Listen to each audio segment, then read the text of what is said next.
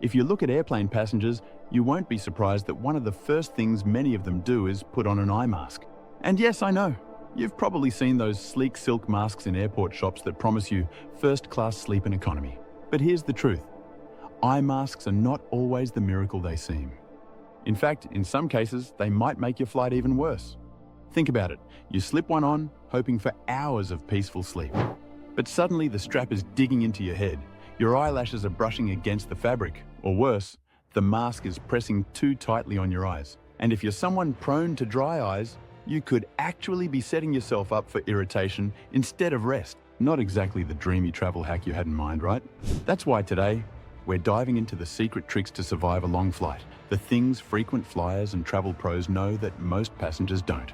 And trust me, by the time you land at your next destination, you'll not only feel better, but you'll also wonder how you ever flew without these tips. Now, let's not completely throw eye masks out the airplane window, because when used properly, they can still help. The key is choosing the right one.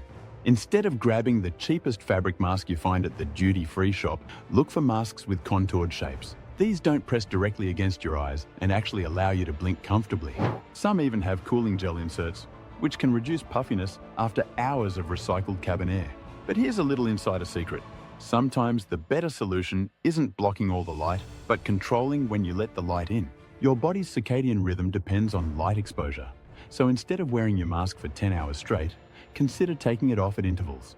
That way, your body knows it's not in permanent midnight mode. Because let's be real, landing in Tokyo at 9 AM only to feel like it's 3 AM is not the vacation vibe you were hoping for. And speaking of things that trick your body, let's talk about hydration. Airplane cabins are drier than the Sahara Desert.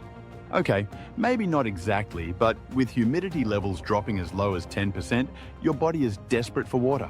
If you've ever wondered why you step off a long flight feeling like a wrinkled raisin, this is why. The trick is not just to drink water during the flight, but to start hydrating before you even board. Think of it like charging your phone battery before a road trip.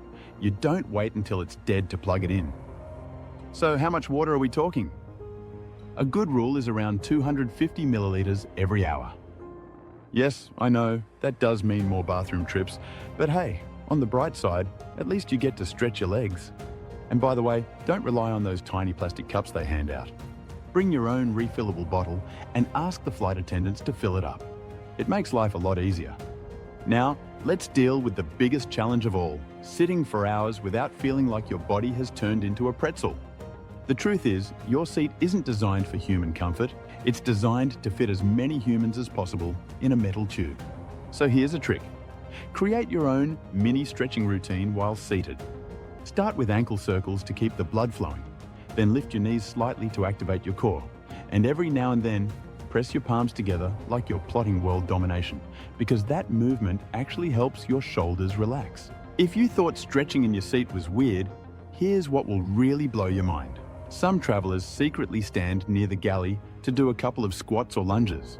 Sure, you might look like you're auditioning for a gym membership commercial at 35,000 feet, but trust me, your body will thank you. Why? Because these simple moves boost circulation, reduce stiffness, and help you step off the plane feeling lighter and more energized instead of achy and sluggish. Skip it and you risk swollen ankles, sore muscles, and even that dreaded heavy fatigue that lingers for days after landing. All right, let's be honest. Trusting airplane Wi-Fi is like expecting a 5-star meal at a gas station.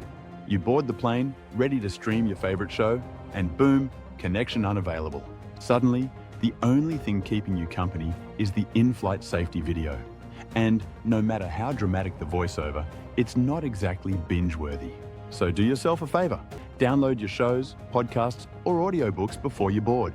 Pro tip, make sure you also download something new, because nothing kills excitement like realizing you've already watched every episode of that series twice. And if you're more of a book person, bring a lightweight paperback. But let's be real, carrying 3 novels in your backpack is a recipe for sore shoulders. That's where an e-reader comes in. Lightweight, battery-friendly, and capable of storing an entire library. Plus, the screens are designed to be easy on your eyes, even in the tricky airplane lighting. Now let's move on to one of the sneakiest survival factors: food. What you eat before and during a flight can make or break how you feel when you land. Heavy salty meals will not only bloat you but also dehydrate you faster. And yes, I'm looking at you, free pretzels. Instead, try eating light meals with fresh fruits and vegetables before boarding. Once you're in the air, snack on things like nuts, apple slices, or granola. Trust me, your stomach will handle this way better than the mystery pasta swimming in cheese sauce they serve at hour 4.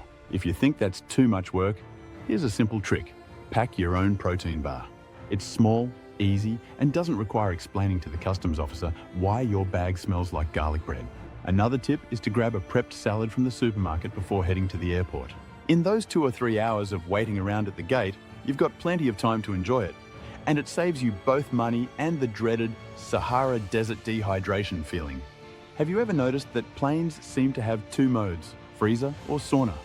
You're either shivering under that thin airline blanket or sweating like you're in a hot yoga class. The secret is layering. Wear a light t-shirt, bring a hoodie or sweater, and always pack an extra pair of socks. Nothing screams long-haul misery more than freezing toes at 2 in the morning. And if you really want to level up, bring a scarf. It doubles as a blanket, a pillow, or even, if you're desperate, a curtain between you and that overly chatty seatmate.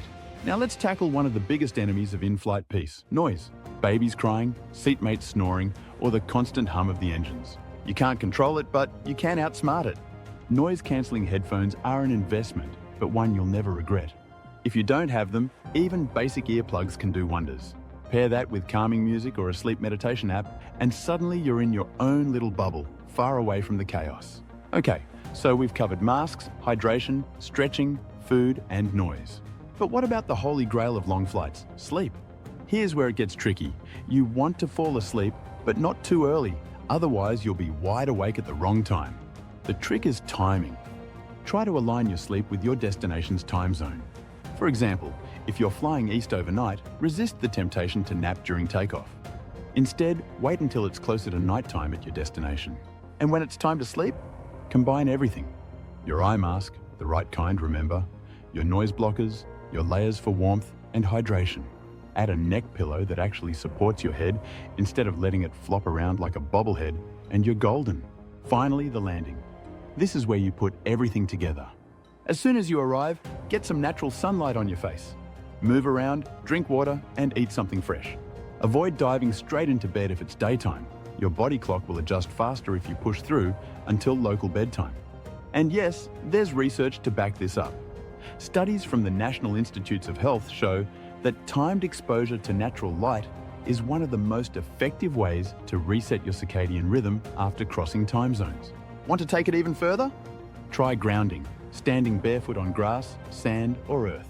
Some travelers swear by it, saying the direct connection with the ground helps reduce jet lag, calm the nervous system, and make you feel synced with local time more quickly.